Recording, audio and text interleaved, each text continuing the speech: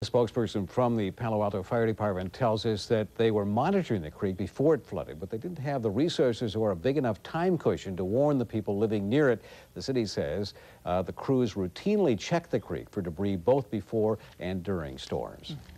This week of storms has pushed not only levees and nerves to the limit, it's also put a great deal of strain on emergency crews. In the last week, their services have been called on repeatedly, and tonight we're joined by Rick Reed. He's of the Office of Emergency Services, and he's going to give us an overview of how the system is holding up. And Rick, thanks for joining us. Earlier this week, we saw widespread flooding along the valley. Are we expecting similar flooding this weekend? Well, we've got our fingers crossed, and as we discussed earlier today, hoping for the best but planning for the worst is our motto this weekend. Emergency operations centers throughout Santa Clara County are on standby alert throughout tonight and throughout the weekend. Santa Clara County's Emergency Operations Center, where I'm speaking to you from this evening, will be operational all evening tonight and throughout the weekend. Well, yesterday, Mr. Reed, we had a story of good news, bad news. The Valley Water District gave out 700,000 sandbags in the last several months, but they ran out yesterday, and we understand you now have another several 100,000 from the south. Is that going to be enough? The Santa Clara Valley Water District is doing a tremendous job keeping up with the demand. I don't do it, but they're doing it somehow, and they deserve a lot of credit for the work they're doing. I'd like to give you a quick wrap-up from our damage totals for today.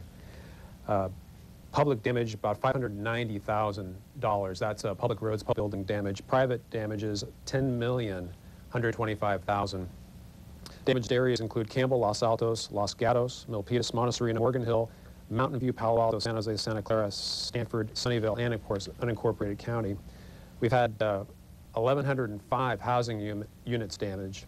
Of course, the story of the day, at our end anyway, seemed to be the novelty item was the funnel cloud touching down over at Lockheed, which you've been talking about all day.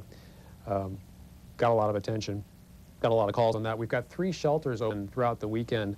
They're in Morgan Hill at Live Oak Shelter, San Jose at Independence High School, and Palo Alto at Cumberly High School. Those shelters will be open tonight and through the weekend. Okay, Mr. Reed, so from your point of view, the sandbag supply will be adequate for the time being? It has been so far. We're keeping our fingers crossed for the weekend.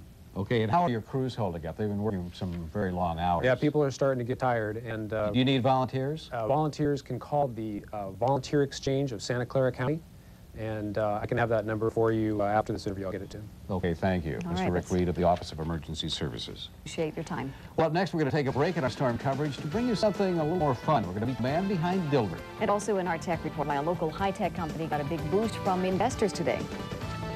In sports, San Jose Athletics gets a well-deserved shot in the arm. David Lee, looks like.